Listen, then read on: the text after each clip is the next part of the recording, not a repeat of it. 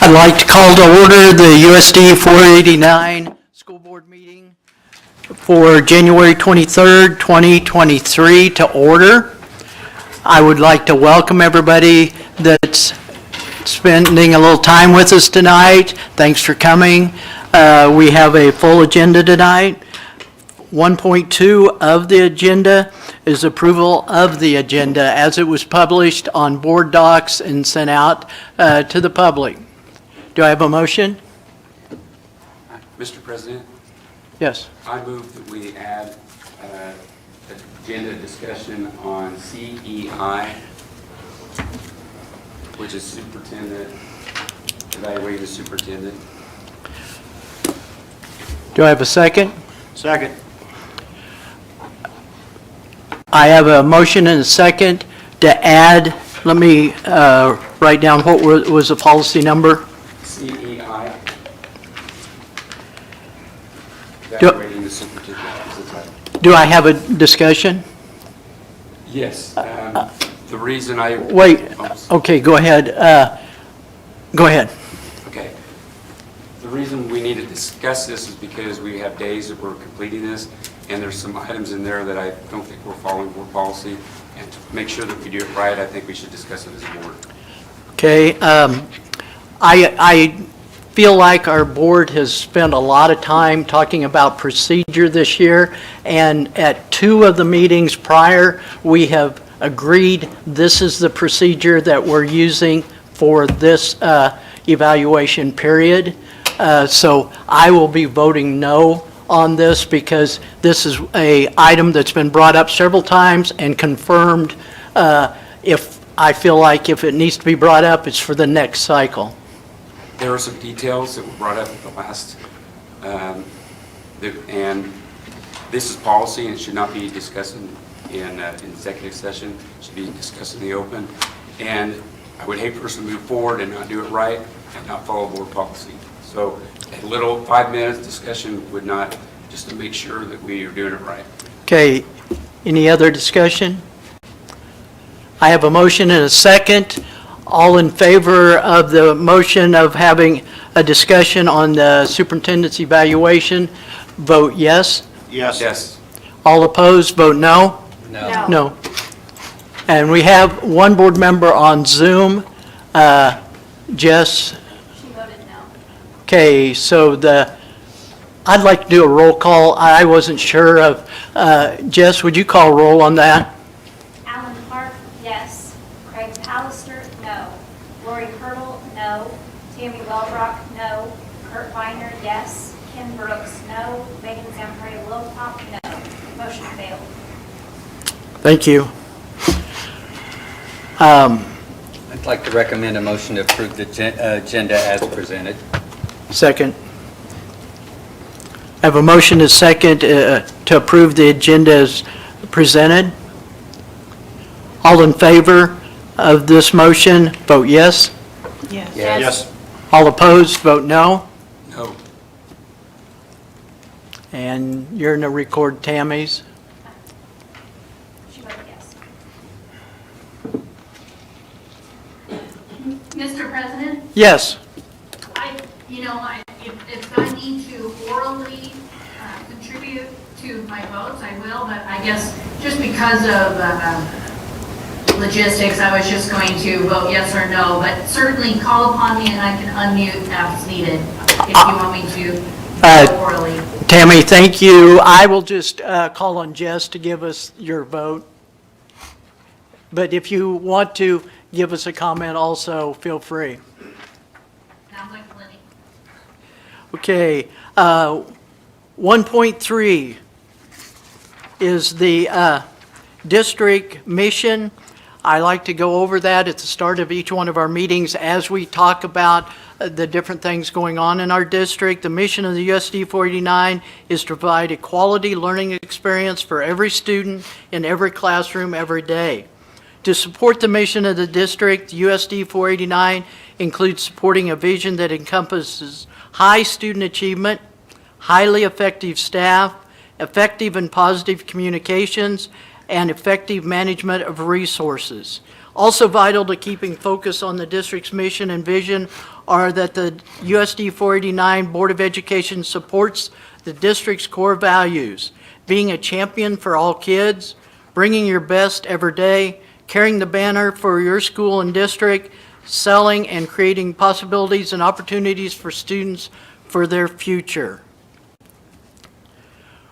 Okay, 2.1 to 2.6 is the consent agenda. Do I have a motion to approve the consent agenda? I would so move. I have a motion. Do I have a second? I have a motion and a second to approve the consent agenda. Any discussion? If not, all in favor of approval of the consent agenda, say yes. Yes. All opposed, say no.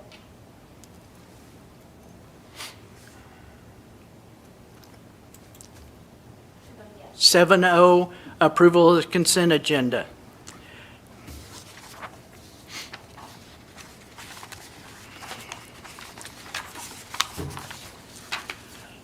Three point one is public comment. I would like to go ahead and read in case we have someone that would like to address the board. The board requests that all members of the public respect the rules outlined below so that everyone that wants an opportunity to provide input will be given the chance and opportunity. Speakers are asked to start with stating their name and address where they reside.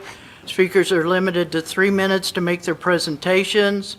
Speakers are asked to make only points that have not been made previously. Except to clarify questions, board members shall not interact with speakers at the open forum. The board asks that all members of the public respect these rules so that everyone that wants an opportunity to provide input to the board that has not already been given that will have an opportunity or chance. Is there anyone in the audience that would like to address the board and give input?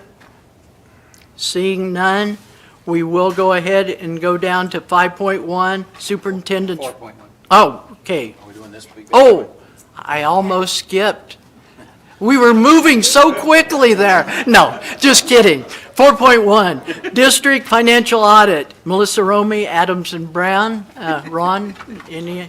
Melissa's got everything that you're getting, I don't need to add it. Sorry. Yeah. So just to let you know, good evening. Thank you for letting us present the audit report here this evening. We have already went over with management.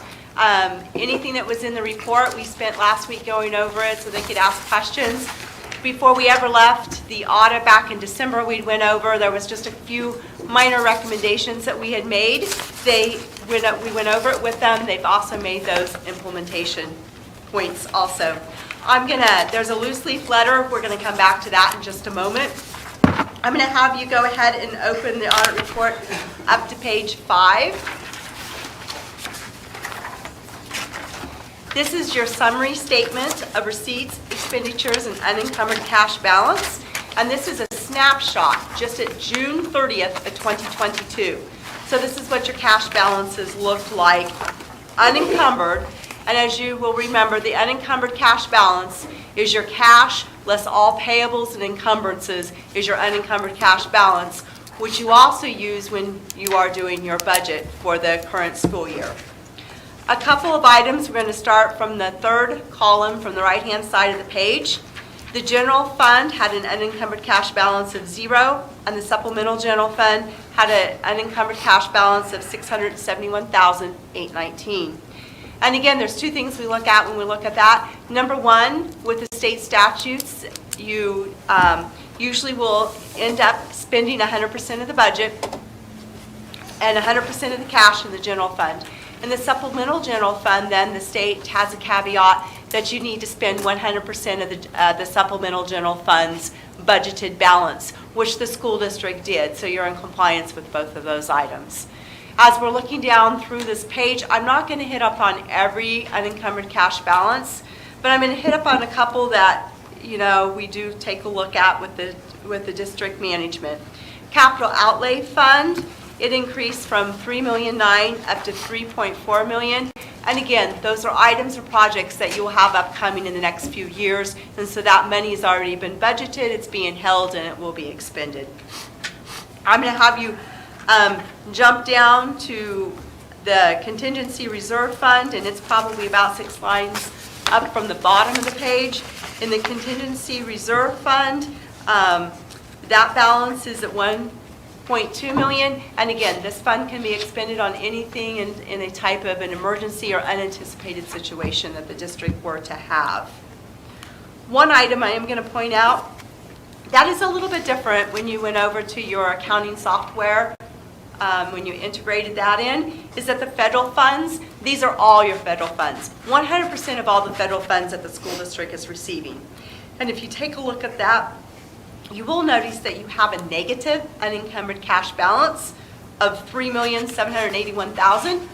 But again, that has all been accounted for. You are on the reimbursement basis of those grants. So you have to expend the money first, and then you turn around and you can ask for reimbursement. So there's nothing unusual in that. It's no statute violation either. There's not a cash statute violation because, again, statutes allow you to spend those federal funds first and then to get them back in. If we look down, you also do have a capital projects fund. Excuse me. The district building improvements. And as you will note, you actually did get in about $2 million in funding before the end of the year. And so you had spent $1 million, so you have $978,000 remaining at the end of the year. If you take a look at your ending unencumbered cash balance, at first glance, it's at $7.7 million. The previous year, it was at $8.6 million. But if you add back the $3.7 million, the district cash would have actually increased by $11.5 million. I'm sorry. Which again is because the capital outlay fund had an additional $400,000 of cash in it. The food service program had another $300,000 increase over the previous year. Special education, you were able to increase that by about $120,000. There was $120,000 that was also put into the vocation ed fund.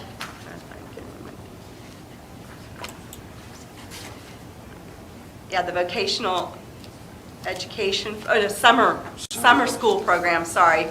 Money's been set aside. And so a couple of the other line items had also increased to make that up. Are there any questions on this page?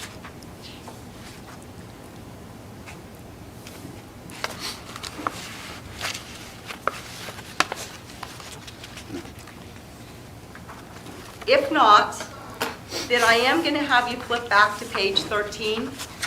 As I had indicated and had said before, there are no statute violations, so there was nothing that was cited within the audit report from that perspective. On page 13, just one note, it's a subsequent event note. And again, we just have to tell the readers of the financial statements that you had approved a general obligation bond on August 5th of 2022, and that you had received $2 million of an advance funding by June of 2022. Is there any questions on that note disclosure? If not, page 14 then, the next page, is basically your long-term liabilities and what's on.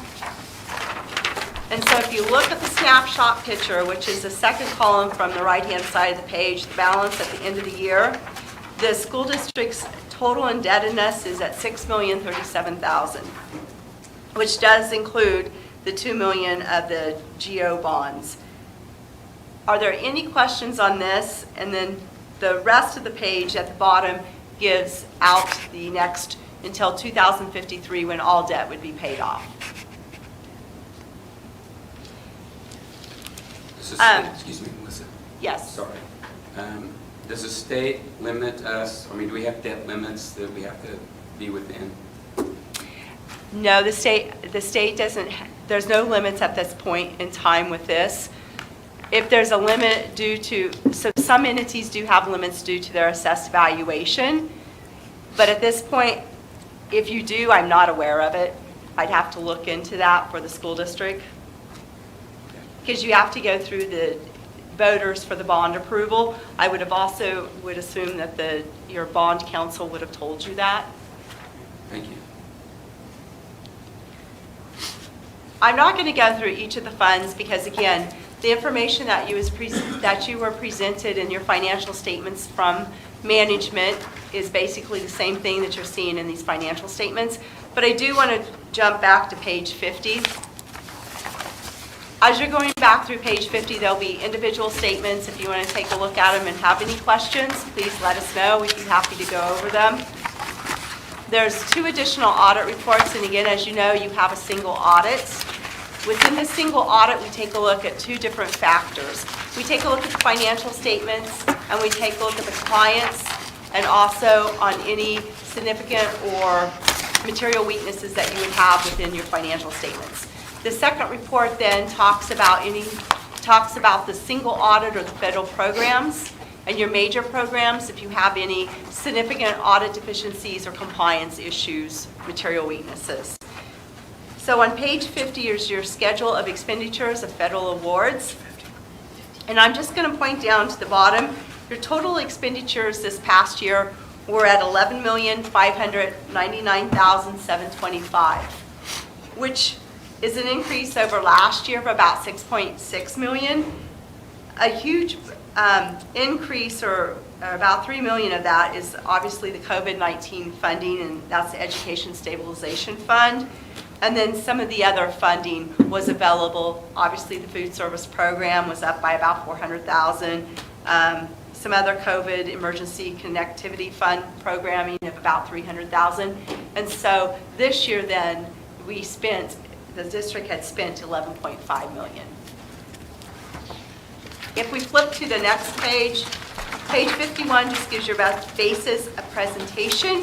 The district does not use indirect costs. You are on the regulatory basis of accounting. And the district did receive non-cash assistance of $108,675 from the Kansas Department of Education during the year June 30th, 2022. Going to page 52,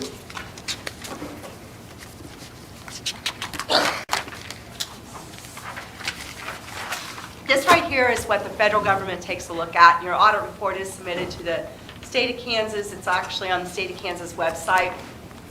And then it's also given to the Federal Clearinghouse, which gives a recap of your statements.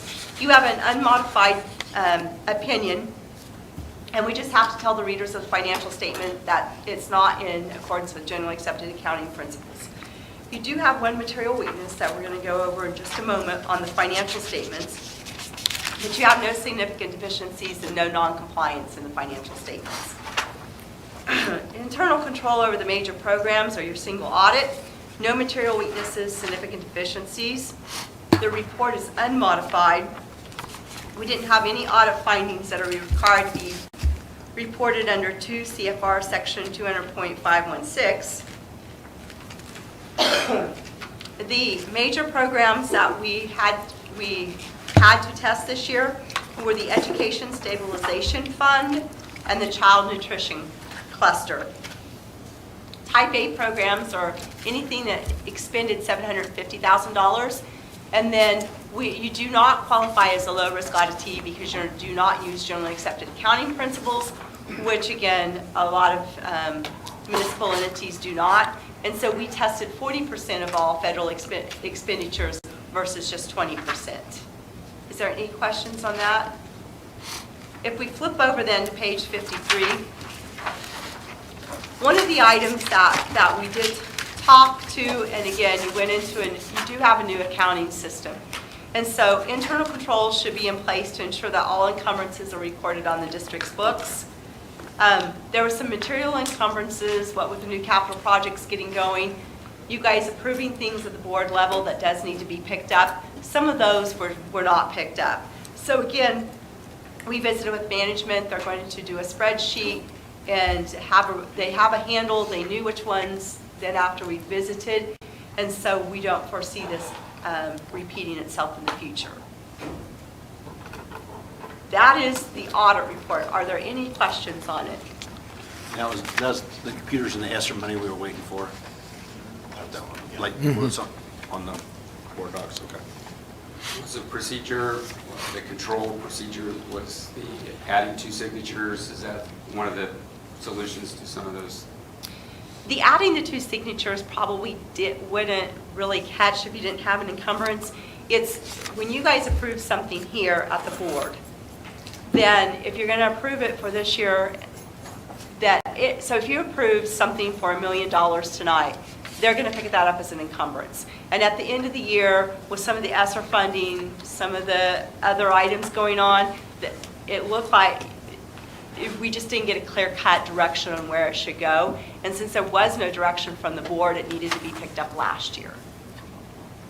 So if you wanted to spend something, if you approved something on June 30th to get it in and you weren't really going to pay for it until next year, then you would have to direct your accounting management to that part.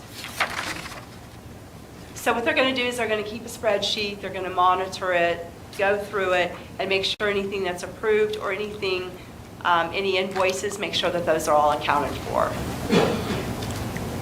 So then if it runs over the next year, then you just make the motion again to use those funds? then? Yes, and I'm sure that they'll take a look at it, because again, we wouldn't just motion to do that. We'd want to make sure it's within the budget and what the game plan is and how they forecasted out your cash flow. Melissa, can you, I was there when you explained it to me, but there's US, but I just need another explanation.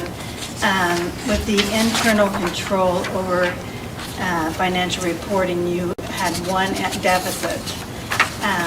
Can you explain that again to me, and how that's not going to affect us, I guess, in the long run? So even though we cited a material weakness in the financial statements, because not all encumbrances were picked up, basically we're just telling the readers that we had to go back in and we had to book something. Okay. So if they previously looked at your financial statements, they may be surprised because we did pick up a couple $100,000 more. Okay? So we just have to put the readers on alert, and then they actually the district signs a letter that says, hey, we put these procedures in place. And that's how I know that the procedures were put into place, or they've got some procedures, such as they're going to keep a spreadsheet. They're going to look at things in the minutes and make sure that everything's got an invoice. They're going to ensure that then it shows up in the system. And so again, from those procedures, that should catch that an encumbrance shouldn't get through the cracks at that point. Okay, that makes sense. Thank you so much. You're welcome. Melissa, can you explain on page 36, receipts, over expenditures? How does that, I mean, that was like a $311,000 swing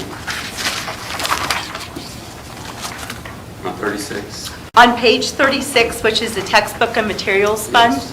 Okay, so the prior year, this year you collected $525,000 of income, which is $100,000 less than you had collected last year. Okay. And then this year you spent $650,000 versus $438,000. And so that's what created the expenditures over receipts at this point. But you'd also started the year out with unencumbered cash of $718,516. So in that fund, then it brought the unencumbered cash balance to $593,895. And so textbook and materials, you purchased some items this year. We also, remember, we Textbooks. reduced the textbook The fees. fees, that's where that's at. Chris, maybe you can address this. There's a big change between school administration from 3,000 to 191. What was that? On textbook here? Yes. The line on administration was Oh, 3,000 so last it'd year. be like I'd have to go look and see exactly what those are. The All only of us. purchases that come out of textbook would be actual textbooks, but then it's also the student materials fees, so it's everything from uniforms, to the activity and athletic equipment, all of those things. So that money, so we use not only the student fees go in there for the textbook, but then the district transfers general fund money in there to spend on all those other student activities. So the classification, so we talked about this a couple of months ago. There may be some things where you're seeing like big differences in some of those function switches, because as we went to new software, then we realigned to all those state accounting. I'm going to say, you know, it could be something like maybe we bought some, the helmet, like helmet reconditioning, football helmet reconditioning went out. They changed the rules. We had to about double what we had been doing for football helmet reconditioning. That could be something that might be in there. But I could come back to you with the That would more be, in-date. that wouldn't come out of our textbook fee. Materials. Yeah. Helmet reconditioning would be? All of, any of those student activity things, we take our general fund money, we transfer it into student textbook and materials. So it's the revolving fund that then any of the athletics, activities, student engagement things come out of, then the final check is written out of textbook funds. I would say if you could, Uniforms then? Like uniforms and that? Yeah. if you could provide us that, because that is a big jump right there. Probably so- band uniforms. Yeah. Yeah, that would have been. That's a big part of it, that would right have there it been- is. At Oh, least wow. $100,000. That was a band huge uniforms. purchase for us last year. Okay. So, but yeah, I can go back and I can bring in general accounting of all of what the different functions, what comes out of those, or what came out of those last year. Why it's 191? Okay, thank you. Are there any other questions that I could answer? Melissa, last year you talked about, and I don't know exactly, it was like one meal in and one meal out, and it was is that something that you look at again this year? How many years do you look at that? Because I don't know if that was an opinion or One meal, discussion. like food service? No, I think it was a meal. It was a reimbursement meal, and the letter for it is at the back. It's the last page. Last year. So you do look at that from last year? Oh, yes. On the child, okay. So we do have to go back and make sure that the meal counts are correct, and we did do that. We also audited the nutrition program again this year as one of the major programs was the child nutrition cluster, and so we did test all that again. And how long do you just do that 1 year, the previous year? If everything's okay, you note it, and then you don't really worry about it? That would be correct. So on a major program, what we take a look at is there's criteria that we have to follow when selecting a major program. It's just not because we want to select it. You have to look at what's deemed high risk, and high risk right now was the COVID money. So any COVID funding that was spent or that type of funding that was over $750,000, it carried a higher risk, so we'd have to pull that to audit it. And then if we had a finding last year, that makes it a little bit higher, and so we would select that again. But the food service program really did have some COVID money factored into it, so we had to look at that again this year. And so those two major programs then hit my 40%, and at that point, then the federal government says we do not have to select any other programs. When did you complete the audit? We had completed it back in December. I'm sorry, let me rephrase that. We had everything done by November, but by the time we put it through our cold review, we have a quality control and everything, then we could not deliver it here until January. And you met with the administration in January? Yes, we did. Okay, thank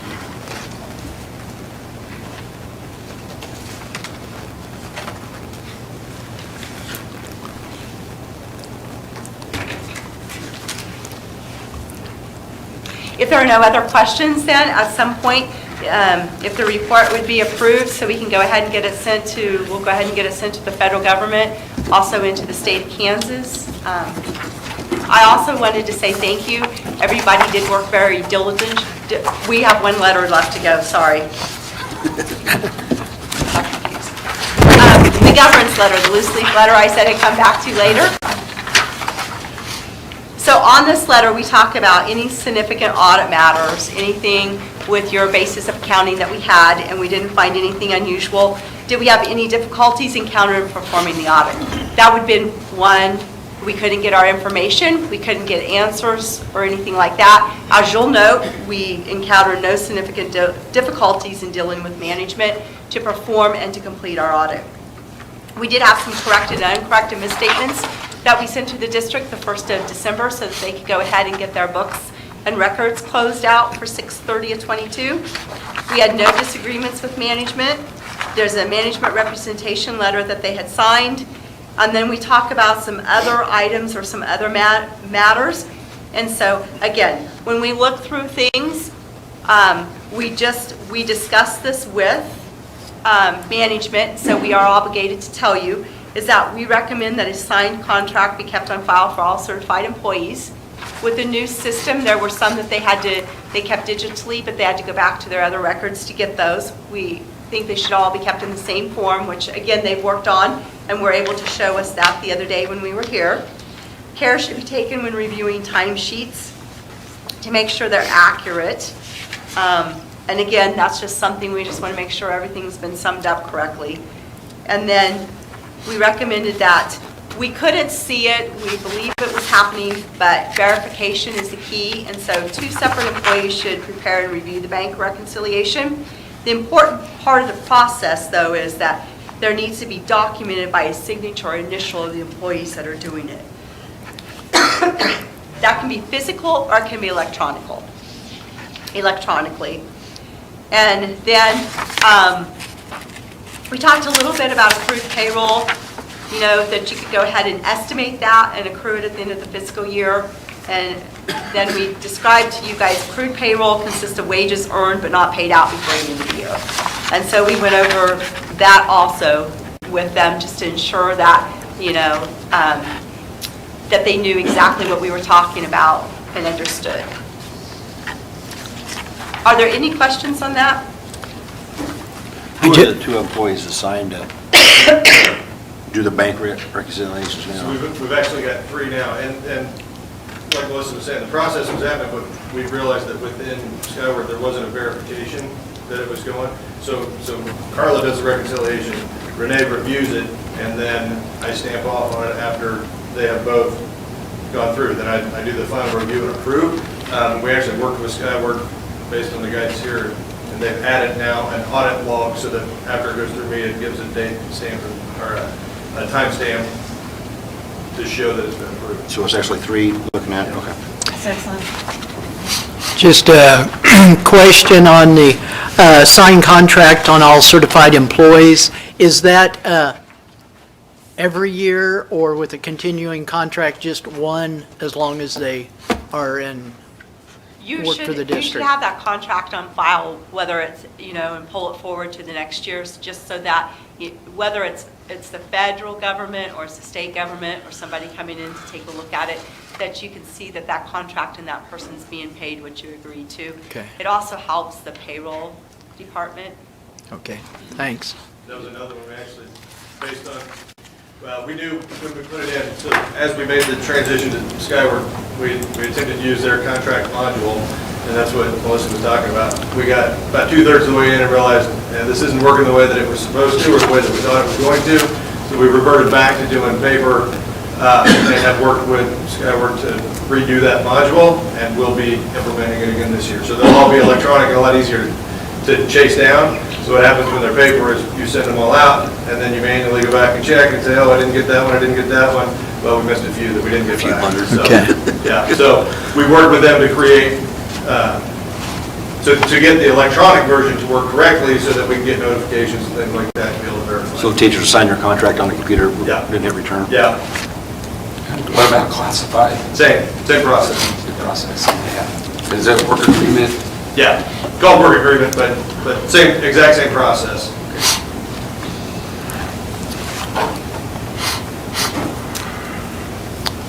Any other questions? And again, we do want to thank the staff. They were very helpful. They did chase down a lot of things for us this year, and we are very precise, and we probably are a little demanding when we come in, but we do appreciate all their help. They got us things back in a very timely manner, and so again, we do appreciate that. Thank you. Thank you. It'll be smoother next year, probably with the. Yeah. Yeah. I would we do have to tell you, address the guidance and the attention to detail was greatly, because this year was, the auditing of last year was extremely detailed and involved, and took a lot of extra work on their part too, because of that transition. And just like you can see, there's a couple of things that we figured out, hey, wait, that's not quite the way we want to do it. With their help, I think we're in a great spot going forward. So yeah, appreciate that, the work of all the staff upstairs and the help from down the ground. And the software kinks are, Going on, yeah. we played with it long enough. Yeah. Okay, so thank you. Craig? Yeah. I'd like to put a motion to approve the audit as presented by Adam Brown.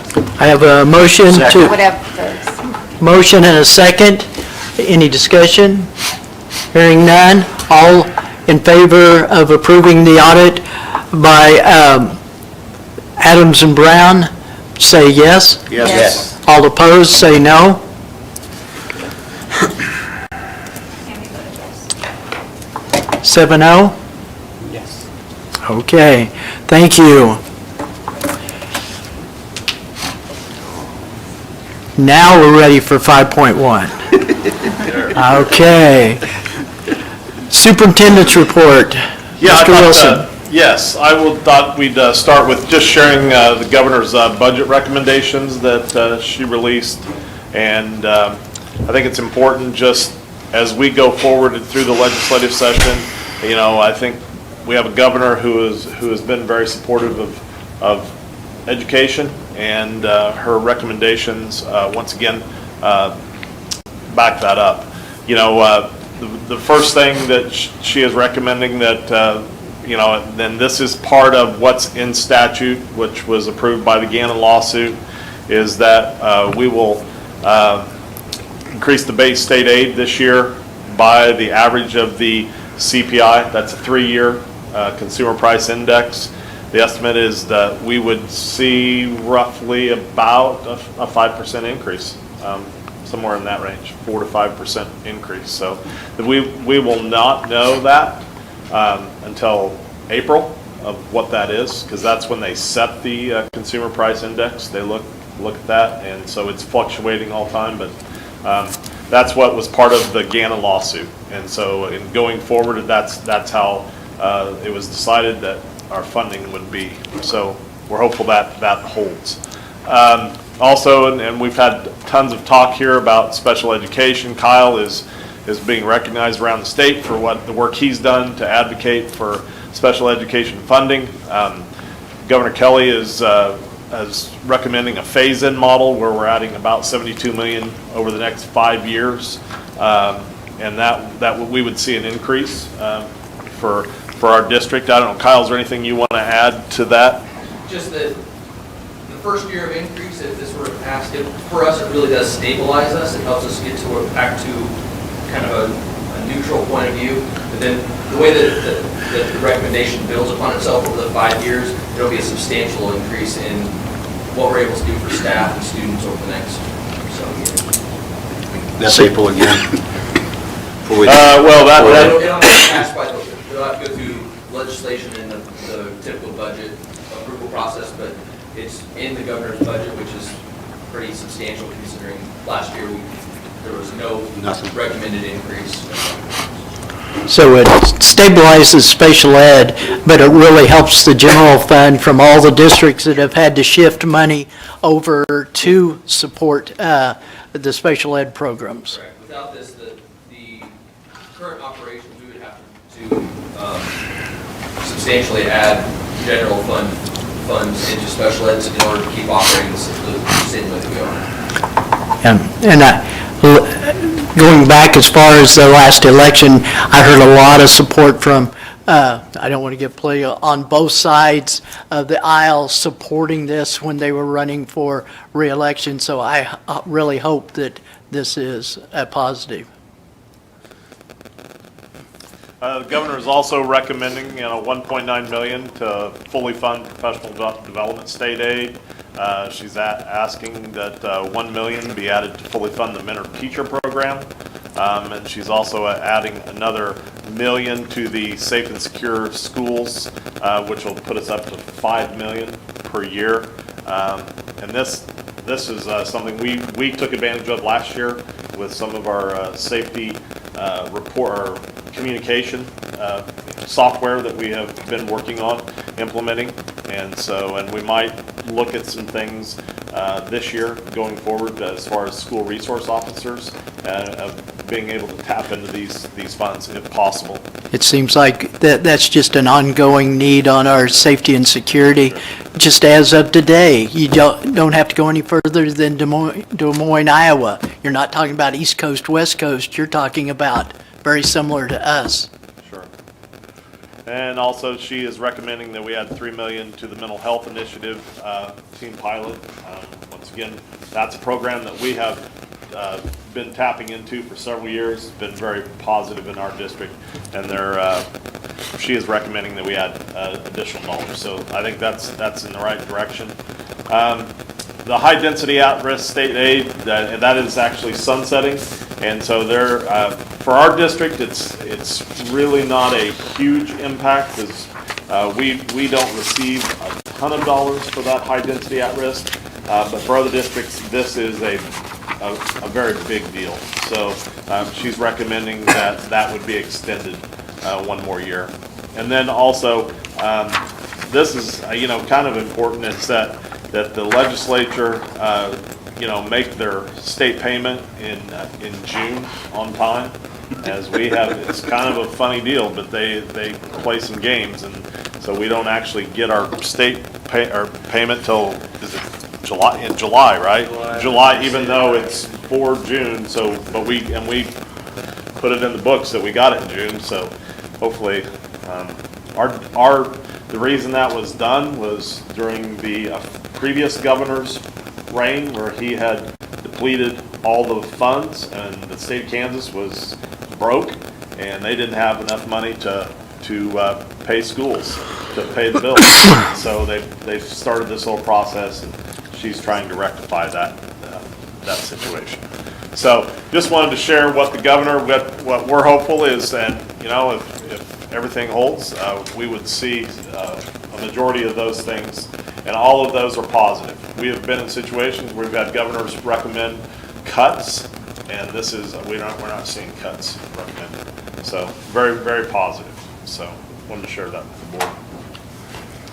Also, staying kind of on the legislative theme, there's two bills that I think, and of course, we are very early in the process, and bills are going to change a million different directions and so many different things, but there are two bills that I think are planned to be introduced. They have been in committee and are being discussed, and that is House Bill 2048, which is looking to expand the private school tax credit. And it would give tax credits from, we're at 70% now up to 100%. So you would get 100% tax credit if you donated to private schools for scholarships.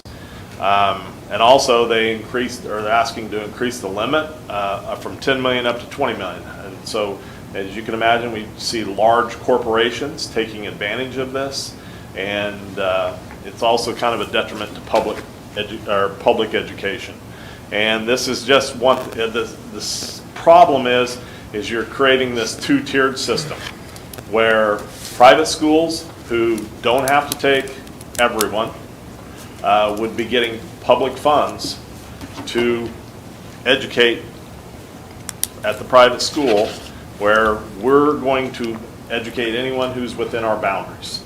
And this is just not a good bill, and it's something that as a board, I hope that you would, if you have an opportunity to talk to any of our legislators, you would tell them that this is, the thing is, what we're seeing in the state of Kansas, there is a push towards doing some of the same things that are being done in Florida and the same things that are being done in Texas. And we're not either of those states. We need funds for education. We're looking for students. We're looking for families to move to our state.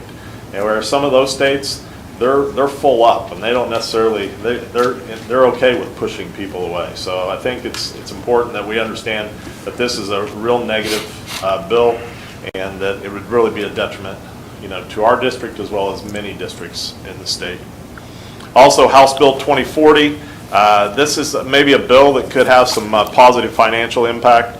This just adds a provision in the finance formula that current year enrollment could be used for funding, which right now, how it works is we can only look at the higher of the previous 2 years to select. We are been a district that has grown slight, but gives us the opportunity to take advantage of those funds in the current year and not having to wait another year to get those funds. So I don't necessarily know if I don't see that as a negative because no one gets penalized on that. If you go back before 2015, that's how the finance formula was funded. School districts, they did have that option. If in the current year they had seen growth, they could take, but then once we got into the block grants, and then after the block grants, they changed that. So we're not doing that now. So hopefully maybe they can put that back in. And also just a reminder to the board, branding meeting, February 15th at 5:30 p.m. And we'll be here in the board. People got fired up again. The emails have just started screaming again. I have no idea what that's all about. I don't know. Somebody. Yeah. One a day at least. And they come. Yeah, I have no idea. Somebody lit the torch again. Yeah.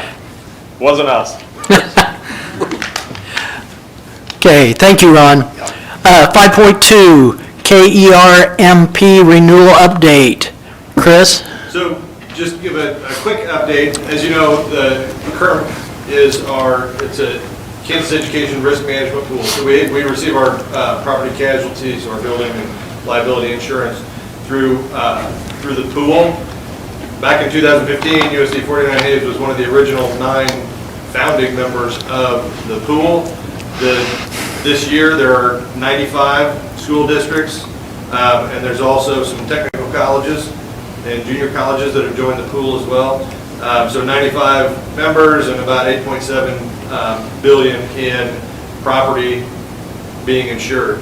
So the way that pool works is the management of the pool buys reinsurance. So it's kind of we're our own little insurance company in a sense.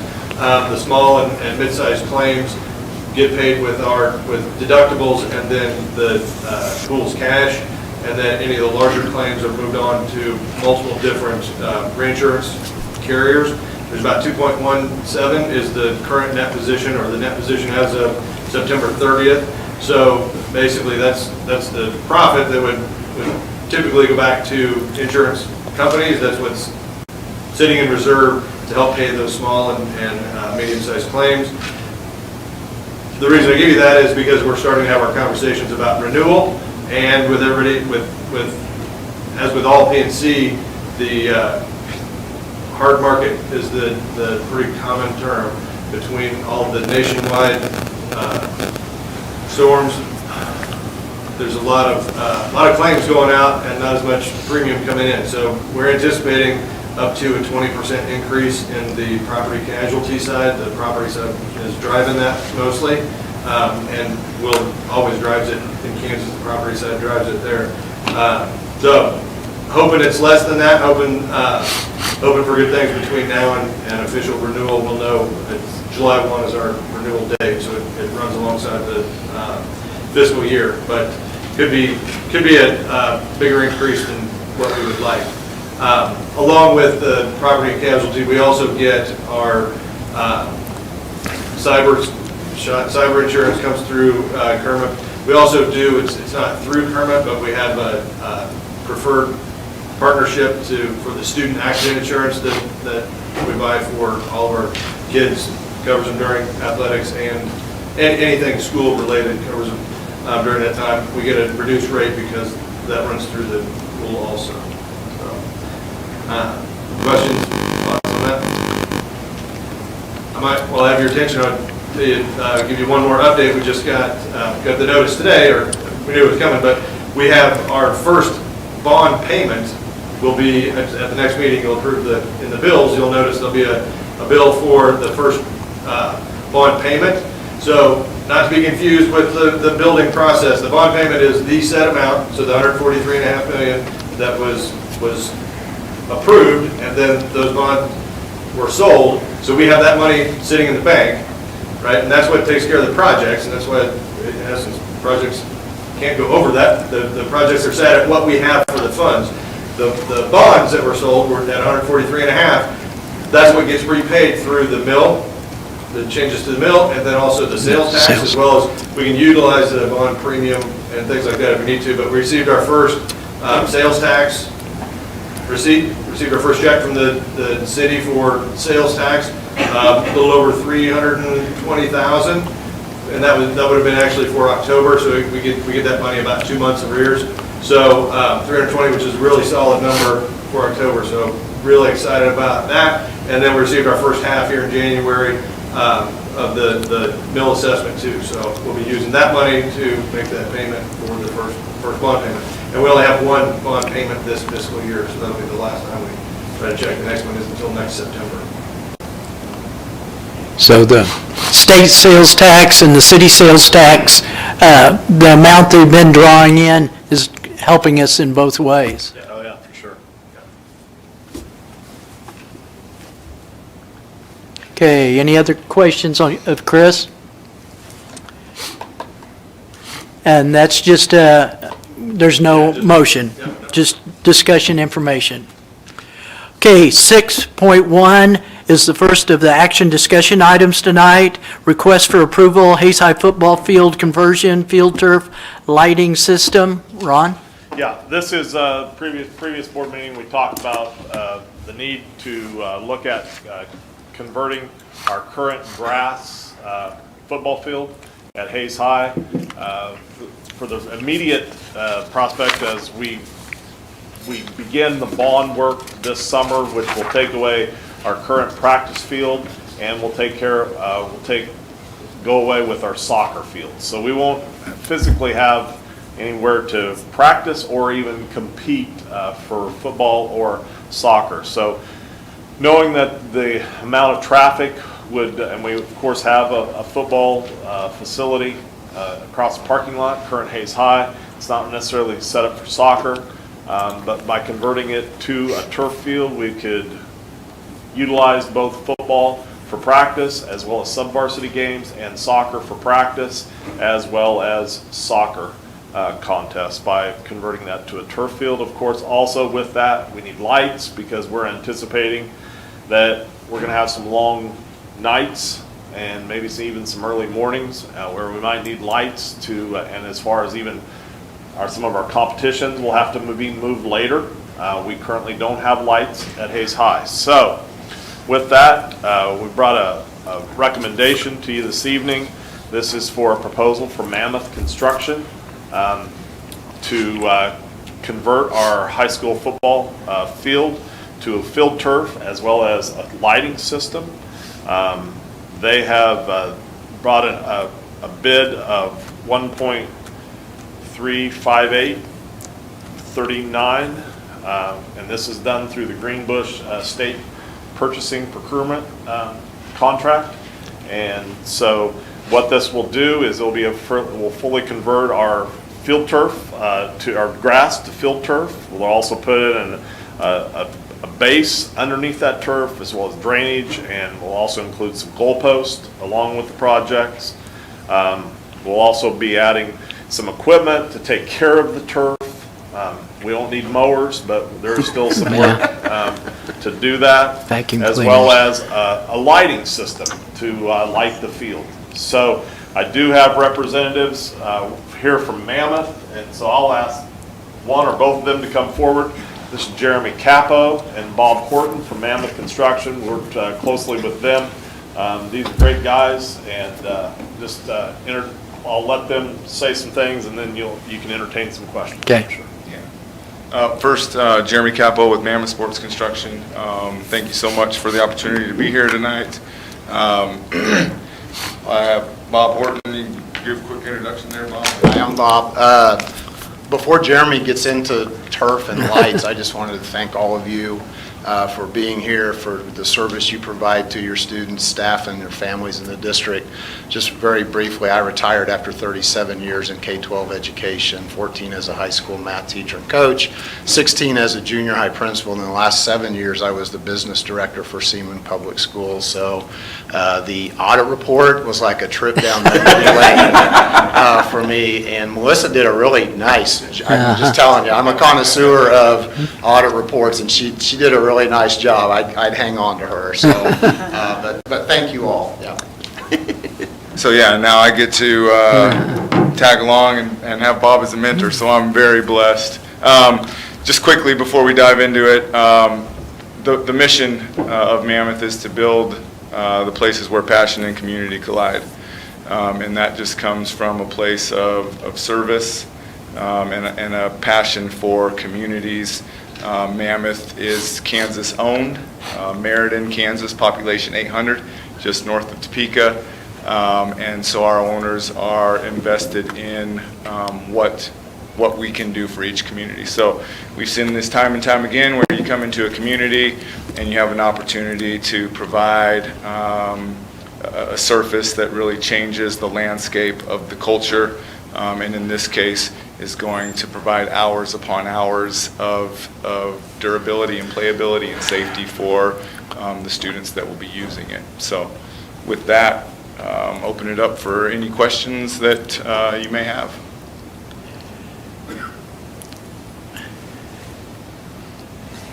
How long is the length of the turf? So the standard warranty on I wonder how long is it going to last how before long? Before it needs replaced? Oh, so, yeah. Yeah. Warranty's standard 8 years. We're seeing these stay in the ground 10, 11 years. Again, just depending on the way it's taken care of. We've brought to the table an investment into this project, into the community of the initial 2 years at no cost to the school district. Just an opportunity for us to continue to serve the school and give them the training necessary. So 8 to 10 years, 8 years minimum warranty, but we're seeing again these stay in the ground for 10, 11, 12 years depending on how well they're maintained. Okay, on the 8-year warranty, then year 7, if there's something wrong, is that a full warranty or is that a?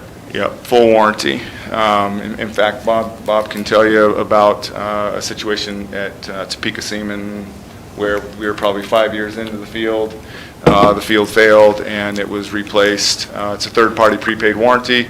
It was replaced at no cost to the district through Field Turf and Mammoth. Mr. President, I have a question. Yes. So this question's for Ron.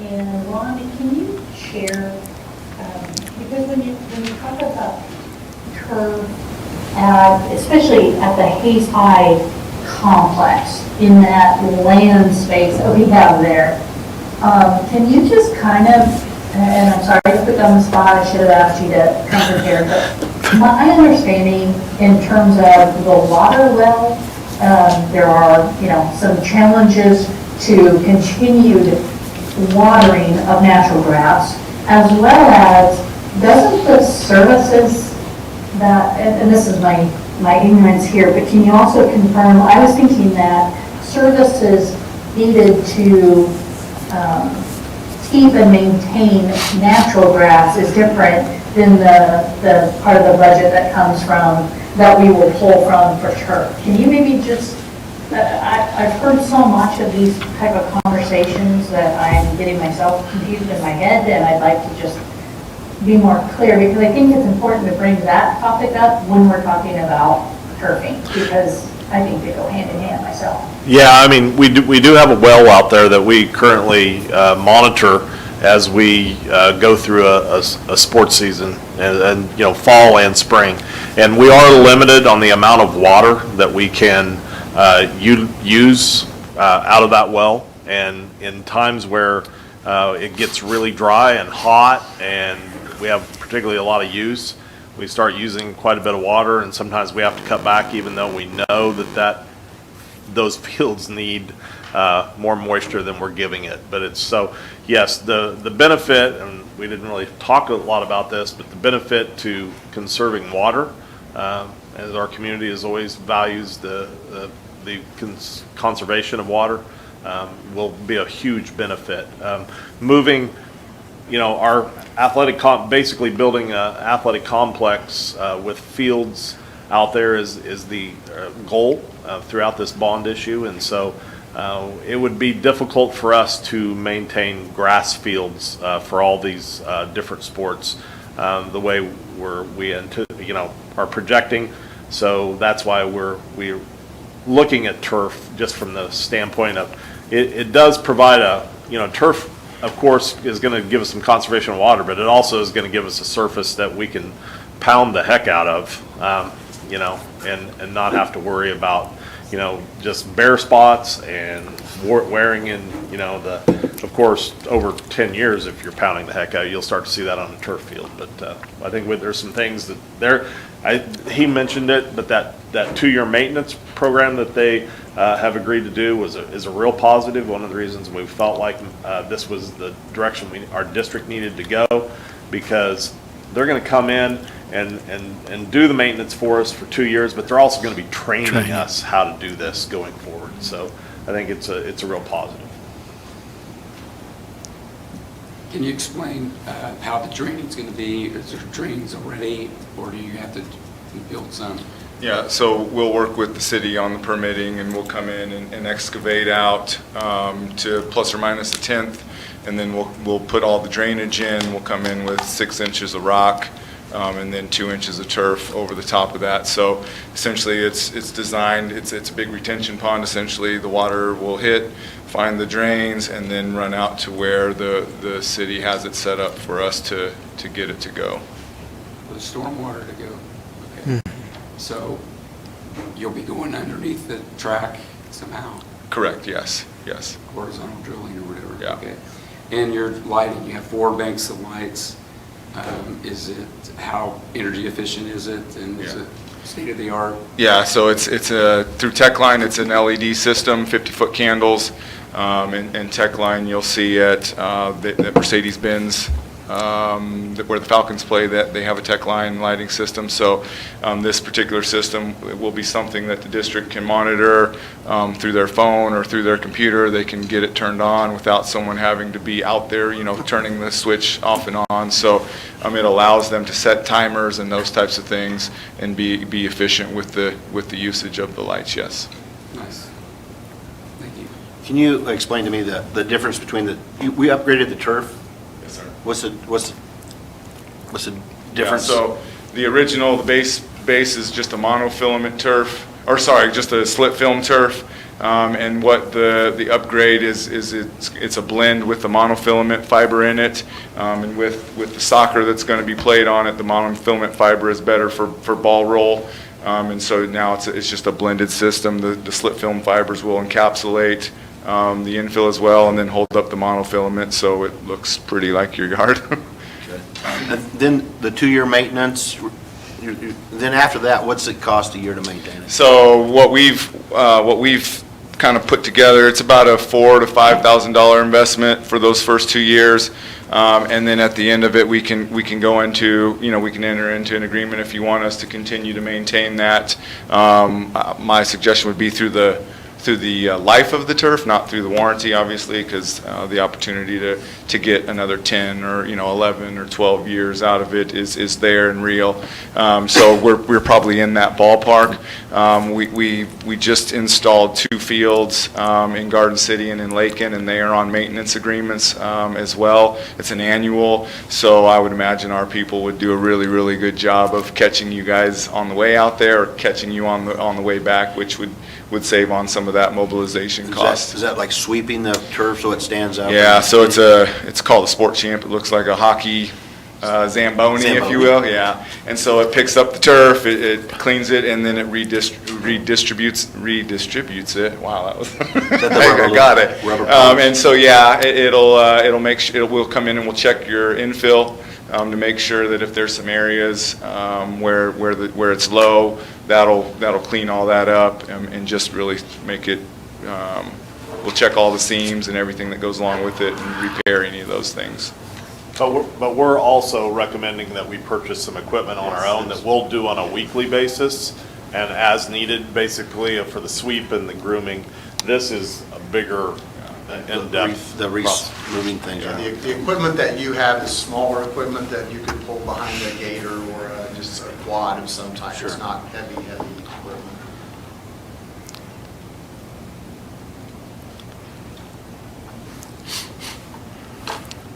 And then with our, I'm sure you've been informed, but we're in the midst of rebranding.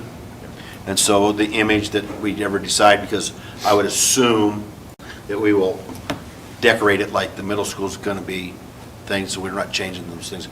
And that works for your guys' timeline? Yeah, absolutely. The sooner the better. We had a call today, and if they wanted to start tomorrow, our crews are ready to rock and roll. So there is some opportunities to make sure the design is exactly what you guys want. If later on, what's unique about our system and the way we put it together is it's inlaid, right? So there would be a cost if the logo changes or whatever. So you could change it, but ultimately with the design coming up and you guys already on a February 15th meeting to discuss your brand and logos, that fits right in time with having the turf produced and delivered to the site. So if we approve this tonight, when will everything be Well, started? we're still discussing that. Okay. Well, our target date is to have it by August 1. Okay. But Have it we'll. finished? Yeah, and finished. installed? Yeah, that's our target date. But we'll have some discussions on maybe how we can look at getting it done even maybe earlier if possible.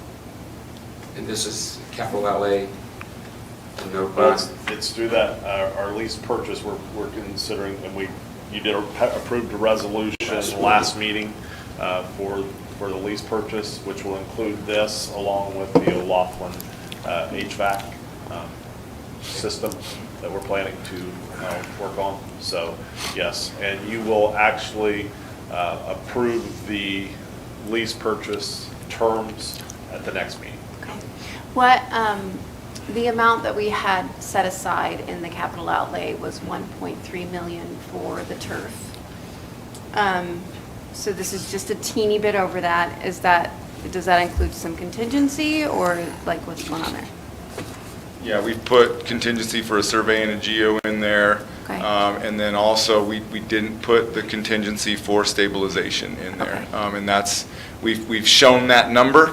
That comes through a third party. They're the ones that say, hey, the soil's not good enough, you need to stabilize it. And I believe that's coming in just at 100,000. I don't have it. Oh.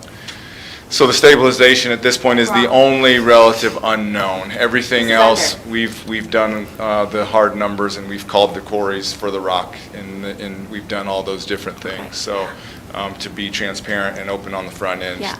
everything is there.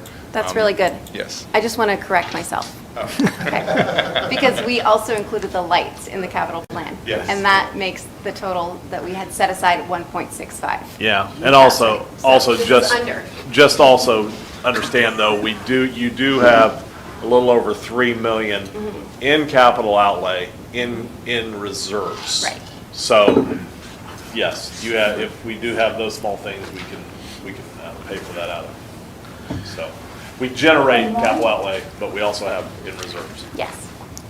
Yes. And Ron, are you able to just talk about how all of this fits into the whole scope? I mean, this is just, in my understanding, this is just what we currently call a practice football field on Bayside campus, but there's a whole bunch of other fields there. I guess, how does this all Yes. work together? So the In the big plan? You bet. This is the first step of several, which will come to the board as far as the bond.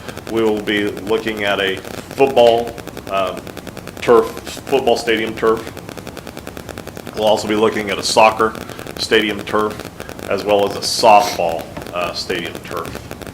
That will be part of the bond process. But this one's going to become the middle school's ball field. Eventually, after 2 years, we will This will be after their- 2 school years, we'll roll over when the, and actually it'll be a year where we won't, I don't know if the middle school will play there or not. We Timing. could, yeah. So it's going to be a great middle school facility that will, I mean, it'll be an awesome facility for our middle school eventually. So we're not required to have a bidding process for this project? They are part of a state contract through Greenbush, which we've utilized in other capacities for some HVAC, just the same thing through field turf and lighting. So we're utilizing the Greenbush state contract for this purchase.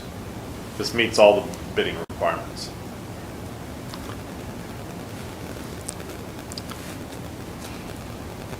Okay, hearing no other questions or discussion on this? Thank you. Thank you. Thank you you. so much for having us tonight. We appreciate it.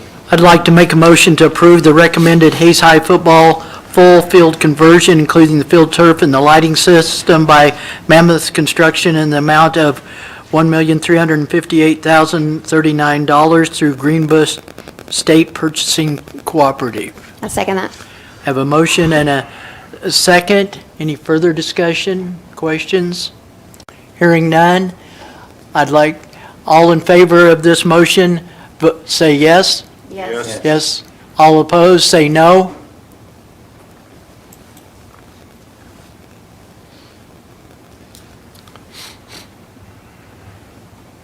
Jess, motion 7-0.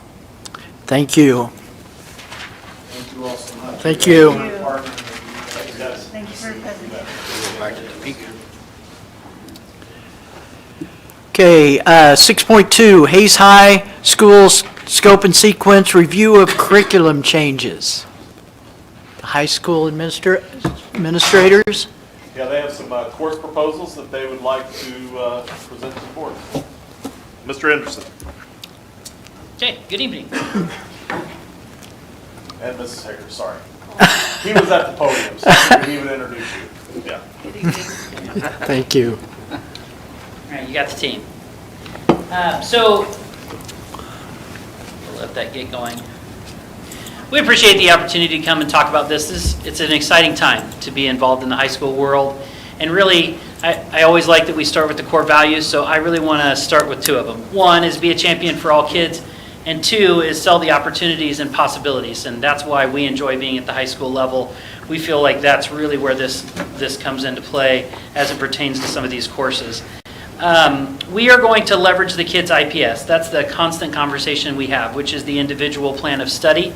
You'll recall from last year, we came up and kind of talked about the math department and the sequence and how kids come into the math sequence and how they exit that math sequence.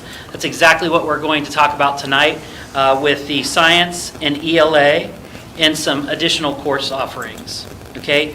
And all of this is kind of a culmination of the time of year that we're in, which is, we call it course guide meetings. We meet with every department. We start talking about, seems like you're talking about the next year all the time.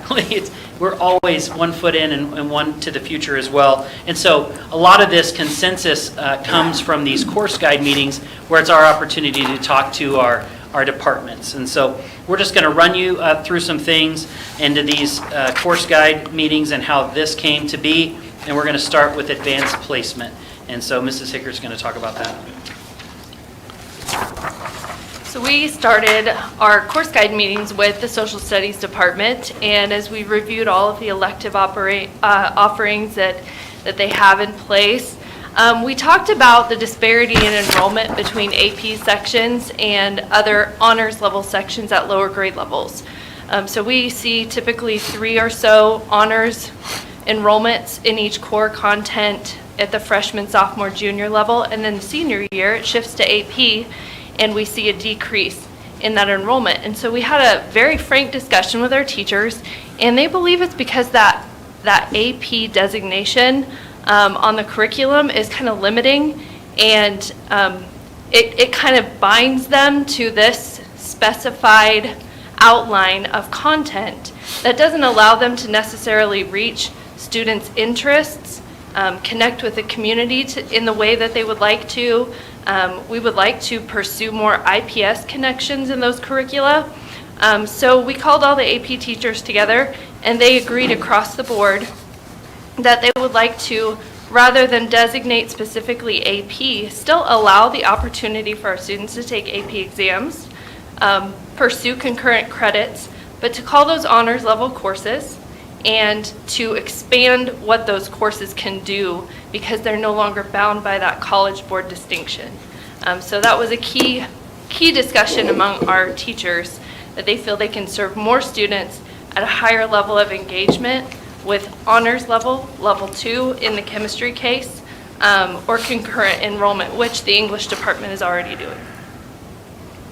So that's the first change we're seeking. Then we'll shift to science. And you can interrupt with questions if you want, or we'll Okay. just keep going. So, this is interactive. No. Okay, so next up is science, and it started really with a question. I want to start with current sequence.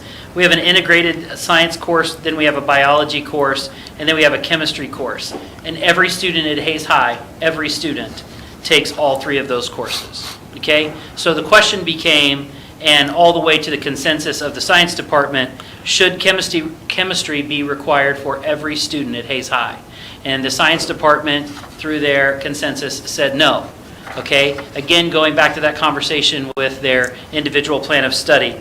And so the current, the new sequence would be biology, physical science, and then additional credit with a science elective, okay?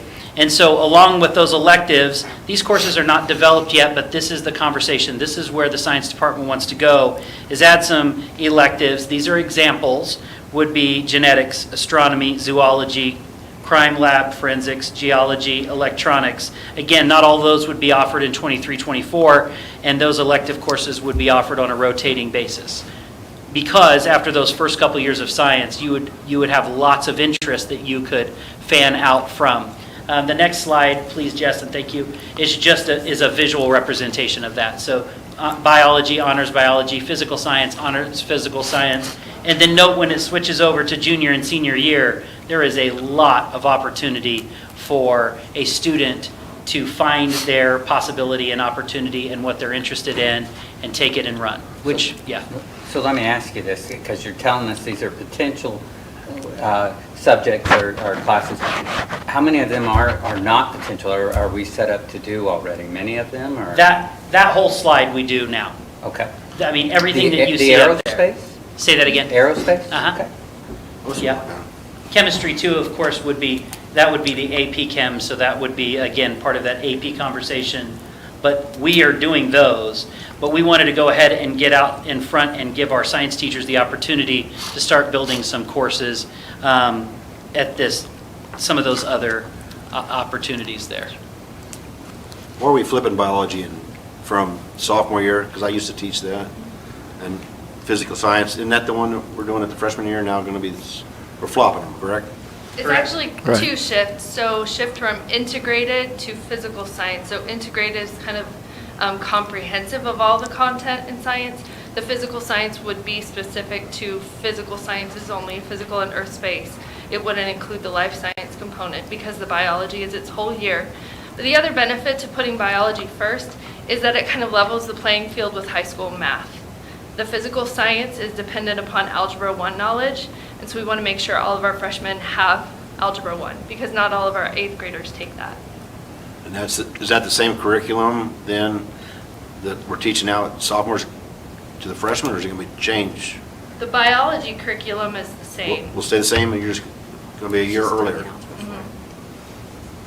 And in the physical science course, we would have our teachers unpacking those standards, looking at all the physical science standards, and making sure that that course is responsive to what those standards look like. And then, of course, after those 2 years, you have a pretty well-rounded scope. And then as it comes to your junior and senior year, you can branch off to where your interests lie. So chemistry 1 right now is required, but it won't be, it'll be an elective. Correct. Okay. Well, it will be an option for you. So if we were looking at your specific IPS, you get through your first 2 years, your counselor, your family, your interest would sit down and say, what do you want to do? And then, yes, if it's chemistry and chemistry 2 and physics, all those options are available to you. Why isn't chemistry necessary for everyone? So I think, again, it comes back to your individual plan of study. And the other thing I would tell you is, if you look across other high schools, we looked at 11 other 5 and 6A schools, you will not find it. And the reason is that in the state standards, you are to have biology, you're supposed to have a physical science component, okay? And then the last one is earth and space. And so the schools that we are looking at and ourselves staying comparable is that you can accomplish those science standards in those first couple of years, and then you can go to what it is that interests you. I do have concerns on the biology on a freshman level. You're gonna have some kids struggle. I mean, some of that stuff and some of those units are need a sophomore. There's kids are gonna struggle with some of that material.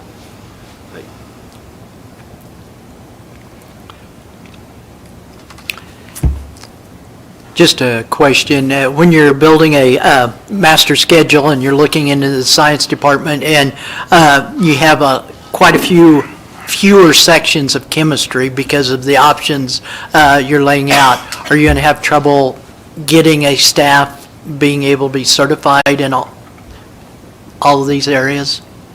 Our staff have proposed all of the new electives, and they're qualified to teach everything that they've proposed.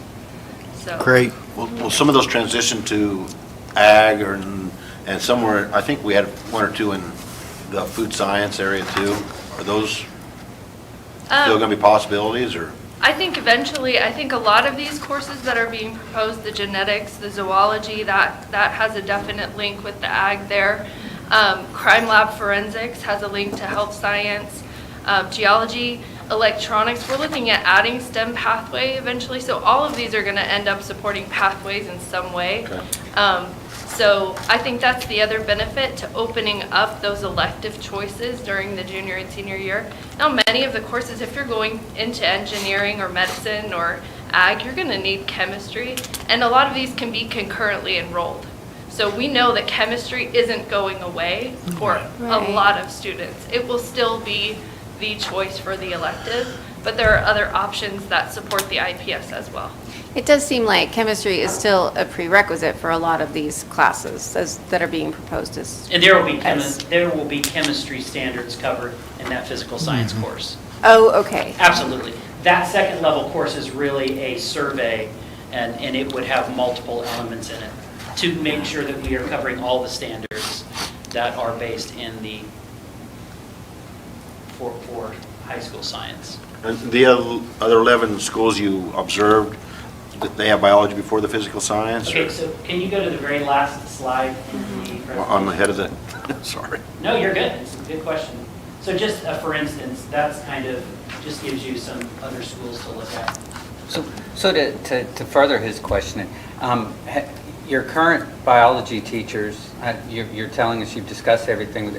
What are their thoughts? Do you know offhand what they've had to say about changing that to freshmen? Are they fully supportive of it, or? Yeah, if we're here before you tonight, it's because we were in those meetings and we had Shanna come with us, and we wanted to make sure that we were having a consensus amongst the department and really talk through this. And with the other things that the district is doing with teacher clarity and unpacking standards and being very intentional, this work will fall right in there. I mean, very much so. That's what I was going to add. The issue of whether it was appropriate in ninth grade or not didn't even come up. There was a consensus. They would do that ninth grade, and then they would move to sophomore. So I feel confident, if the science department feels confident, that will work. So all I can think is mitosis and meiosis. These are much more advanced. Okay. If this is approved, the changes will be for the next year's freshman class on, or will it be towards, okay. Yeah, we have a couple of things that we can do. One is, and you can go back up to that science graphic. We could have a year next year where we have everybody taking biology, like that would be freshmen and sophomores. or we could have half of the freshmen taking physical science, knowing that there's 2 years there, and the other half. We have a couple places that we can go with that, and are already into those conversations, but wanted to make sure that we took care of this first. So our team is ready to field that. It's just a matter of making sure that we're following along here to get the sequence. Refresh my memory, science was not one of the instructors that we added last year, or it was? It was, okay. So capacity is not Go a ahead. You can concern. do all I these really changes with your current staff. Absolutely. I really like the flexibility that is presented within this curriculum that you've developed. I like the fact that the kids are now able to get some experience, I guess, before they go to college. And, you know, maybe they might not like that particular subject. Instead of wasting their time in college, now they can see this in high school. I also like the fact that their experience is wide range, rather than just a few high school classes that they're told that they have to be at. They can actually make those decisions. And that's what we want in students. We want them to be able to make those decisions and to do that on their own and to express their interests instead of us telling them what they always have to do all the time. So I think this is a good plan. I like it. So one thing also I want to ask is, if this is something that we approve, would you be willing to come back this next year and give us a review of how it's going, how it all went and everything? Absolutely. Yeah, because honestly, that's where the growth happens. I mean, we want it to be the right thing. We want to pull in the right consensus, and we want to make sure that we are staying on top of whether it's working or not. I mean, that, I think, is our mission as well. And we certainly feel that from our level in leading those conversations with our very qualified staff. So, What are we looking at cost as far as building these courses? the courses are there. It's just a matter of, and I'm sorry, I'm an analogy person. It's just the Post-it notes of standards. You got to figure out where the Post-it notes go inside of those classes. We do that all the time. It's So just we don't have to buy textbooks or No No more than we would otherwise. Reshuffle schedules. No, we're just taking the Post-it notes and putting them in the right course and making sure that that student experience from the time they get to the high school until the time they leave covers those standards, yeah. Okay, so another question, not necessarily just science, but the whole program. You mentioned concurrent credits.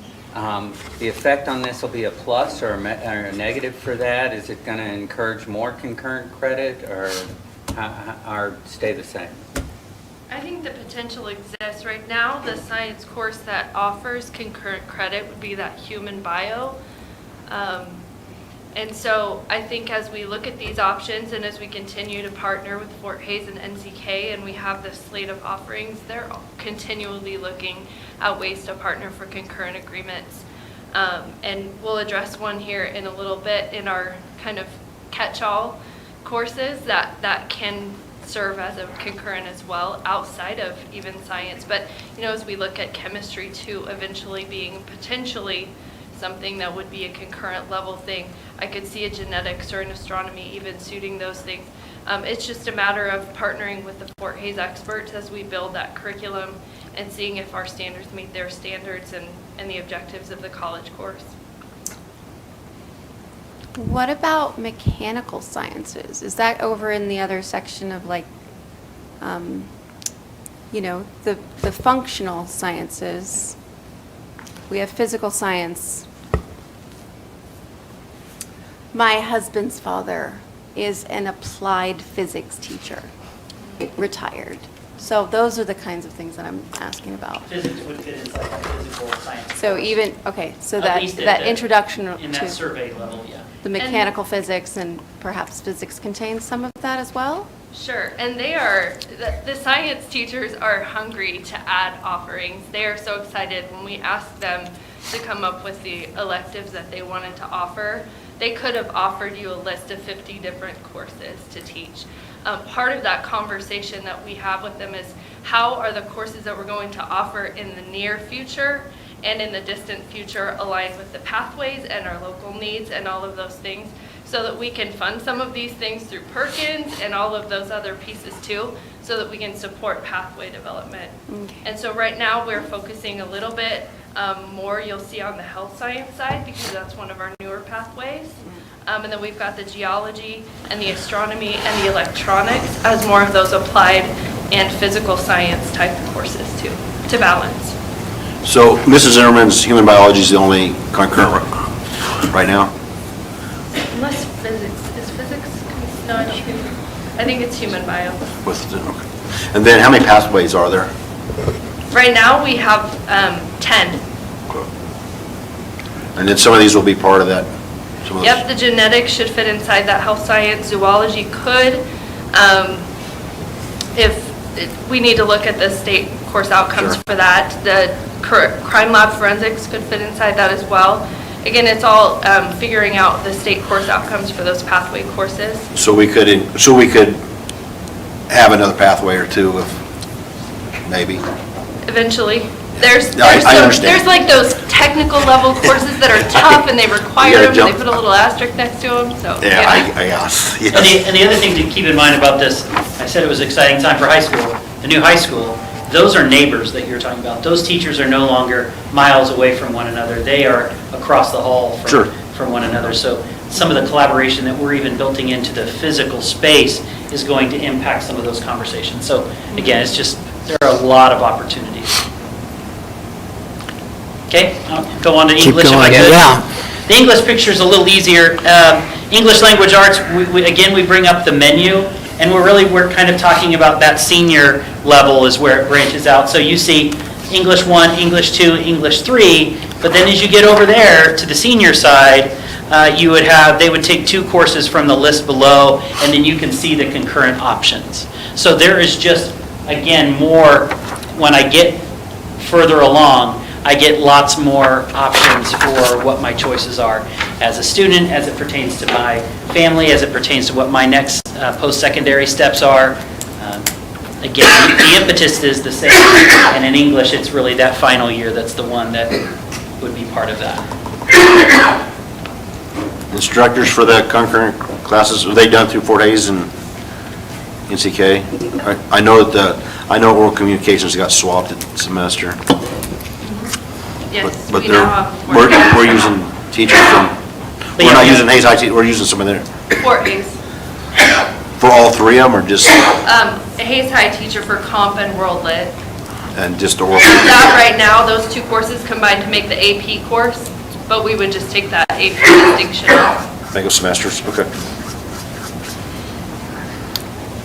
And then the last piece of the puzzle here are just some additional courses, and I'll let Mrs. Aker talk about that. Sure, the first would be an ESL, English as a Second Language Learning Lab. That would just provide additional support to our students who speak no or limited English with an ESL teacher throughout the day to learn that, to work on those fundamentals of the English language. Teaching as a career, that was what I mentioned as far as pathways and potential concurrent enrollment.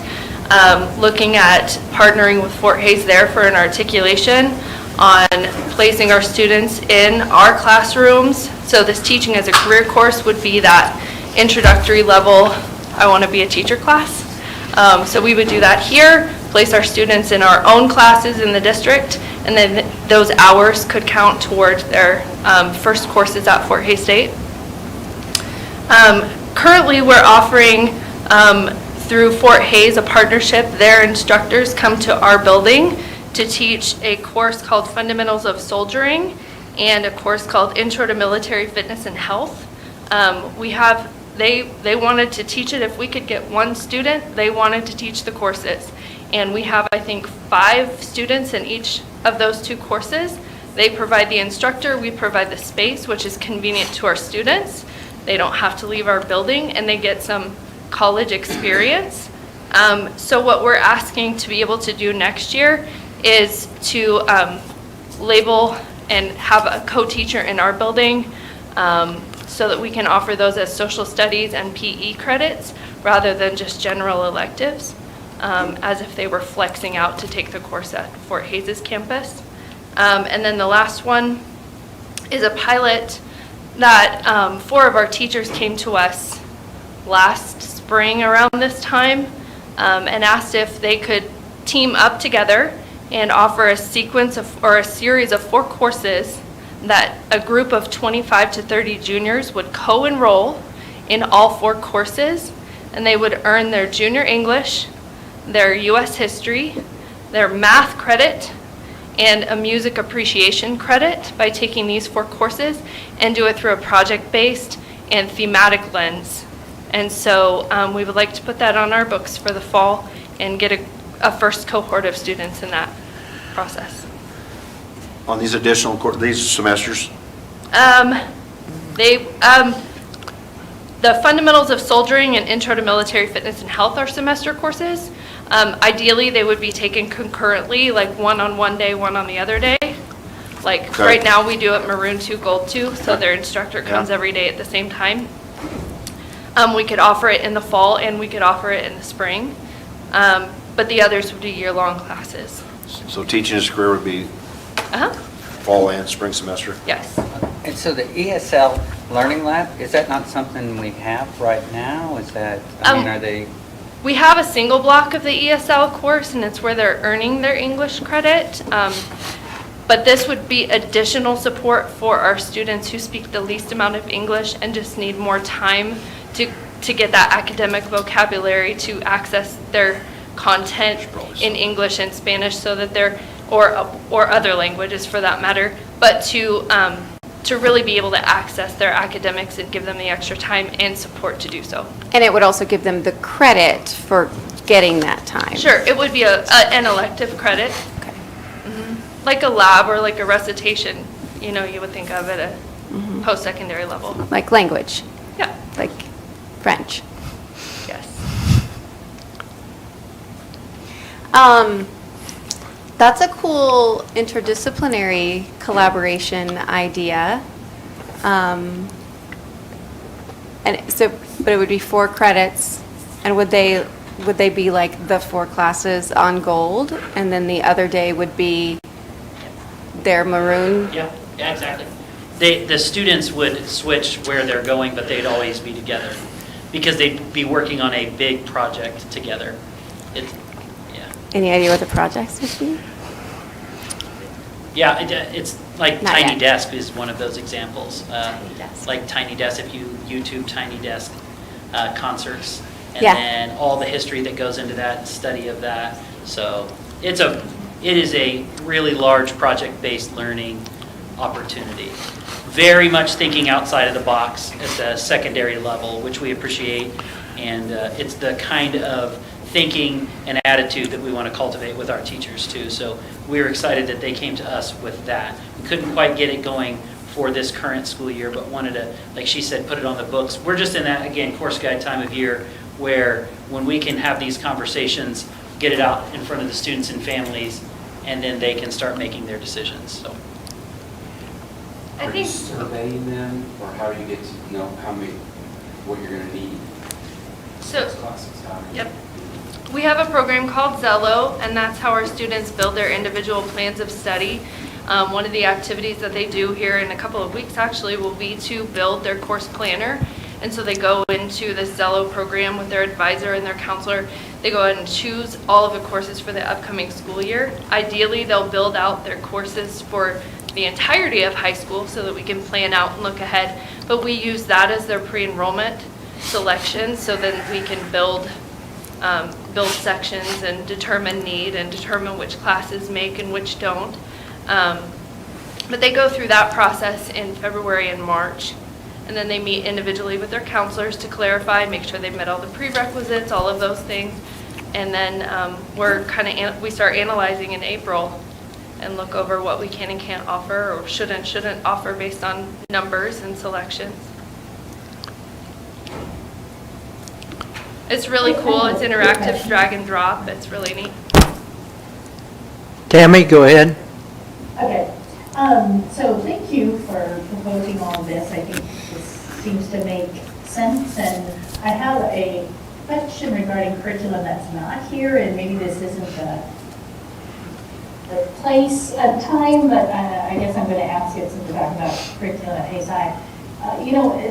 Do we currently offer Or, and if we do, I'm sorry, I didn't know this, so I'd love for you to share more, but, or is there any plan to offer, if we don't, some type of just basic life skill for after college, whether that's financial, planning, or, how to deal with finances, or how to deal with insurance, or some other basic life type skills in that manner?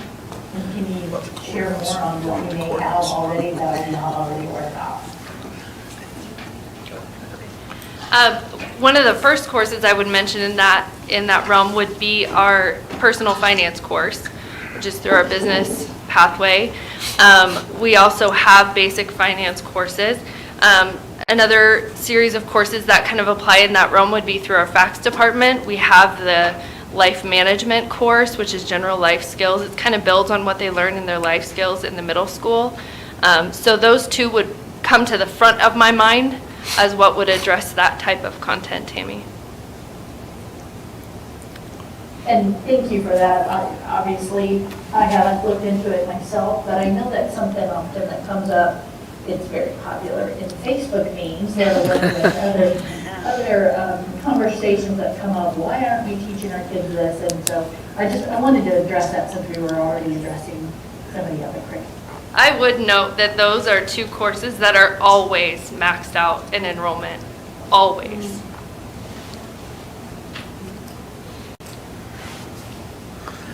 Any other questions? I am excited about the collaboration between the administration and the teachers, and I haven't heard you question anything about that's not what we used to do, or that's not what we've been doing, but what can we do for our students now? And that's exciting, and to have the teachers so, wanting to do something different because they see it's going to help the kids go in different directions is so very positive. So I want to thank you guys and the administration, and the teachers are the experts. They know where they need to be going at this level. Excellent.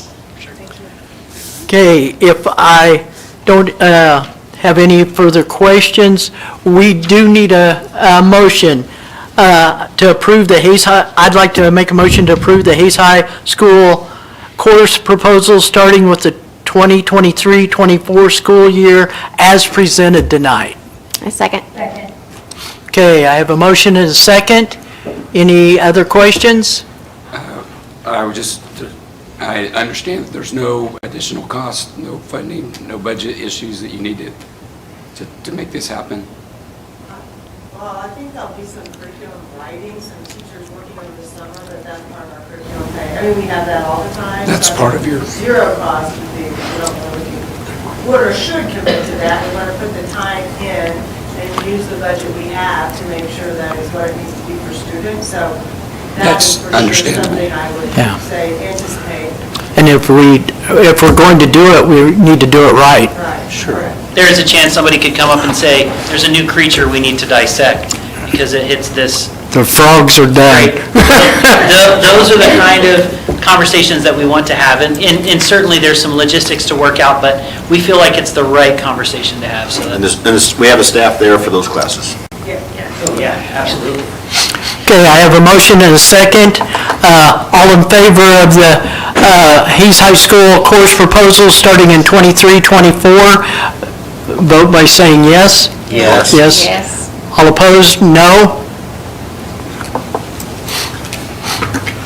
Okay, thank you. Thank you. Thank you. Great presentation, thank you. Okay, 6.3, WCKSEC Cooperative Agreement. This is a first read. Kyle? Correct. So you guys all remember last year I came and talked with you as well as the other boards of the districts involved in this about Russell joining into our cooperative. So this is the next step into that process. So in order for them to become, a part of our cooperative, they have to join our cooperative agreement. That cooperative agreement was last written in 1989. Following some guidance from KSEC and updating that document, getting it more in line with current best practices for those kinds of documents. In front of you are two two new documents, or the new cooperative agreement plus a new document called the Administrative Procedural Handbook, which is basically the bylaws and rules that the districts will operate within. So first off, in the cooperative agreement, the only main changes to this document is adding Russell.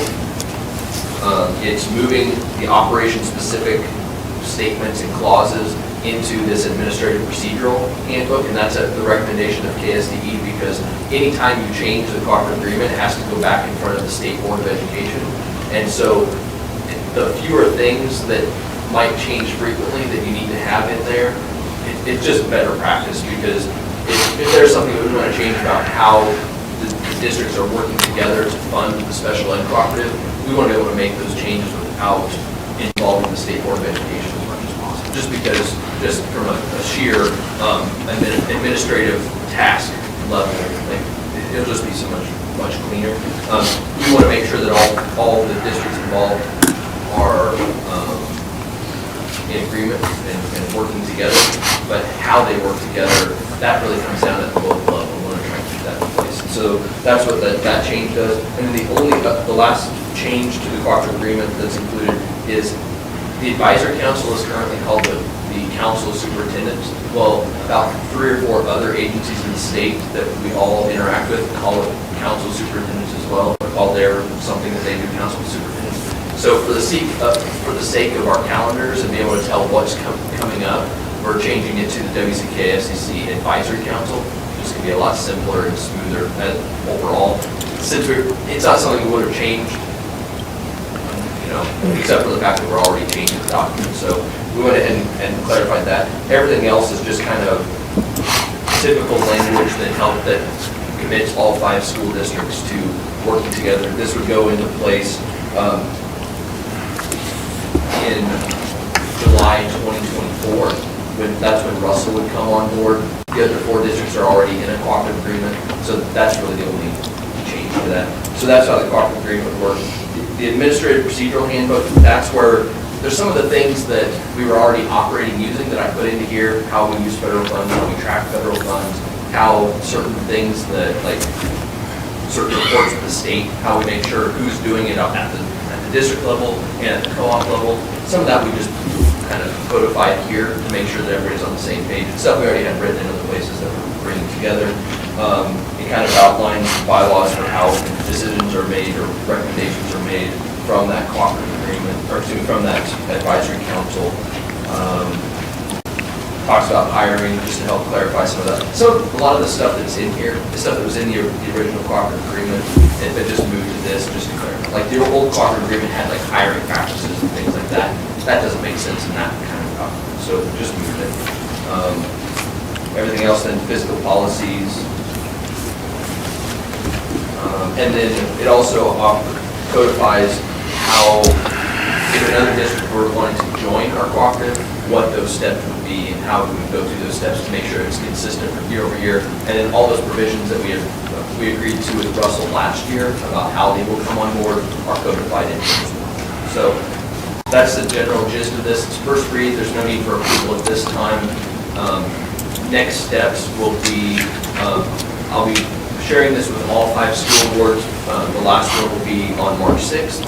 Once everybody's had a first read, any input to that maybe wants to adjust a wording here or there, if they have a typo in something, make those adjustments and then come back for approval from all 5 boards. Once that's in place, then it'll go in front of the State Board of Education with hopefully approval by the end of this school year, so by May or June meeting of the state school board. Okay. Thank you, Kyle. So we just, if we have questions, get a hold of you or bring it back to the next meeting. Absolutely. And if you have any questions now, I'd be happy to take them. But if you guys are reading through it, you're like, man, I don't know, this doesn't seem to make sense. Right. Please let me know, because some of this stuff was kind of stitching together clauses from a couple different documents. So there's a chance there's and of course I tried to read through it and find those things, but there's a chance there's something that's inconsistency. Okay, thank you. 6.4, request for approval for food service equipment. Ron or Jessica? Yeah, Jessica's here. So, and she got on me last time because if you remember, we talked about her grant and I mistakenly said that she was only getting 3 pieces of equipment when technically 7 pieces of equipment. So what you have here tonight are the bid for spending those grant funds for 7 pieces of equipment. And so if you have questions, I would probably let Jessica entertain those questions about any of the equipment.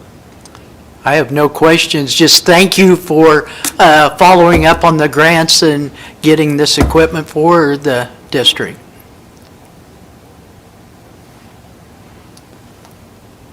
Okay, we do need a motion.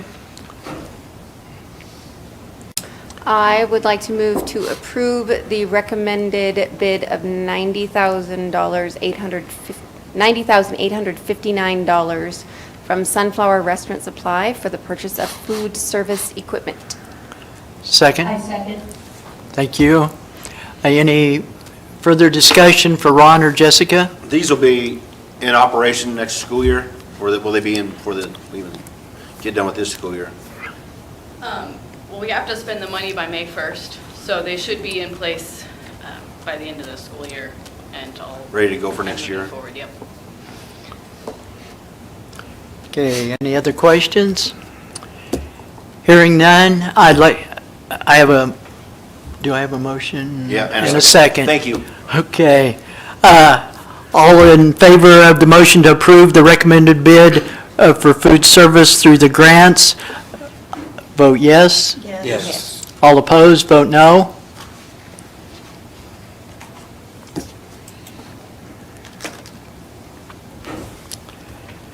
Okay, we're moving down to 6.5, KSB recommended policy revisions. This is the second read. We heard the first read on this policy update last meeting.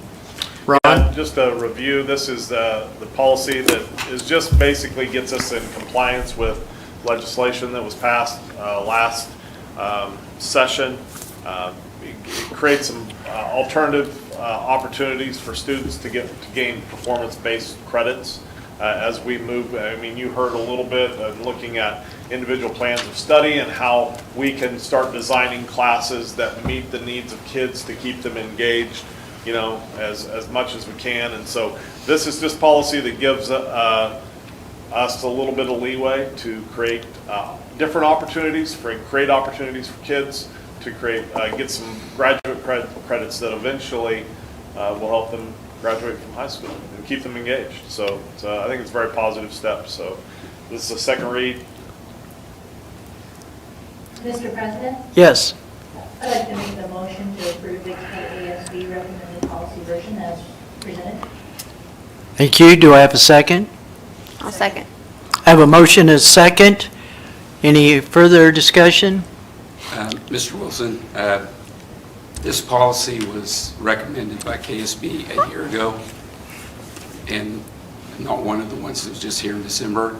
It was a reason why. I don't think it was a year ago. I think it was back in June when it was recommended. It was December 6th of 2021. I don't believe so.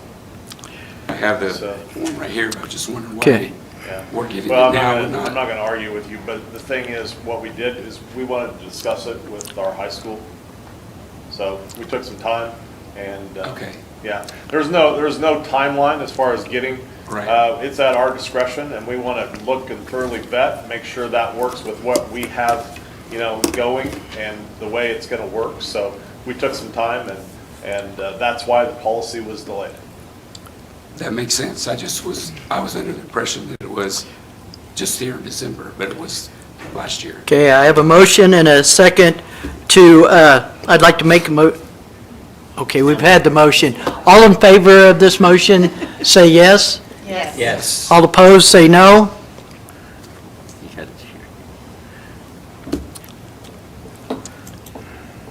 Approved 7-0. Thank you. Just looking at the clock, we've been up here for 2 hours almost. I'm going to recess the board meeting for about 7 minutes till 8:30 to give the board a break. Okay. The board is at recess until 8:30.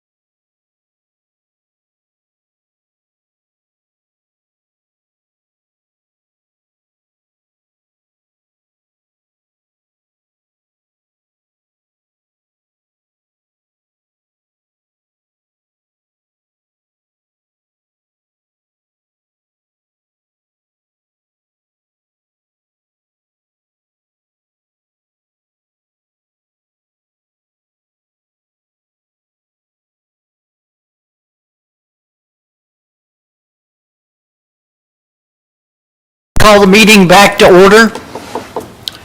We are on the agenda at 6.6, request for approval of the 2023-24 school calendar. Ron?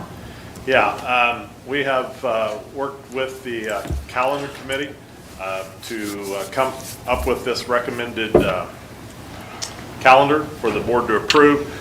Just some quick highlights. School will start August 16th, will end May 16th. Holiday break would start on the Monday, December 25th, and run through January 5th. That's 2 full weeks in that, which is traditionally what we have, the same number of days. We're going to offer a floating teacher workday during that first week back in January, where staff can come and put in their time during that week, but give them some flexibility. Of course, spring break is already set by the regents, and that is with all of our regent universities, March 11th through the 15th. Of course, you'll see some in-service days. There's 4 in-service days and 6 early release days, including some other breaks. So this has been vetted by our calendar committee, who also reached out to all teachers for their input. And there were eventually a couple options in terms of that, basically just deciding that holiday break time. And so this was the choice, and so we're just bringing that recommendation to the board for approval. Okay. Mr. President? Yes. I move that we accept the 2023-24 school calendar. I second it. I have a motion and a second. Any discussion? Hearing none, I'd like to go ahead and vote on all in favor of the school calendar for 23-24, vote yes. Yes. Yes. All opposed, vote no.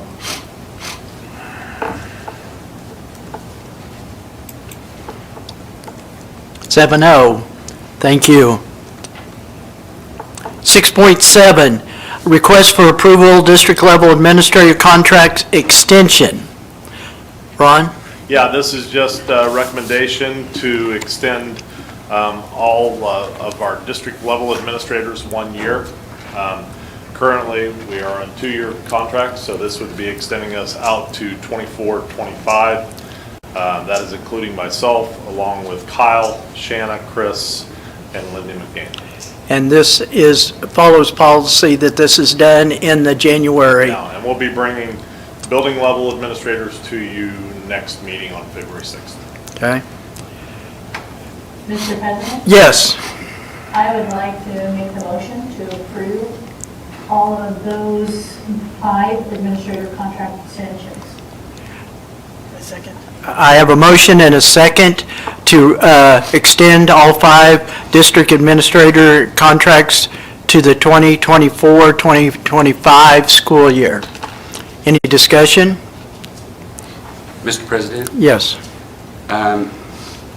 What concerns me is that we have had a little discussion about this. I've never seen a contract. We've never had a comparison of what other districts do. Are we in line with what other districts in our league and in our size-wise? So this always concerns me that we bring this up and we have never had a discussion on it. It just pops up on the agenda and we approve it. And I think there ought to be a little bit more discussion and research, like the number of days. For instance, are days of contract the same or a lot less than other districts, which they are? Well, my response to that is, we know this is coming in the last meeting in January. If we needed to do research and look at it, we had plenty of time and it was not brought to the board. It was put on an agenda request to you a few meetings ago in October, I believe, and it's never been put on the agenda. So that's my no unhappy feelings about anybody on the administration side, I just think we should have due diligence and have more conversation. Okay. And I'm sorry that we didn't, and I don't know Okay. what to do if you don't put it on the Any agenda. further discussion? Just to clarify, Craig, Yes. you're not approving the number of days. No, this is just the extension. So, right now I have a motion and a second to extend the district level administrators' contracts to continue with a 2-year contract. All in favor of the motion, say yes. Yes. Yes. All opposed, say no. No.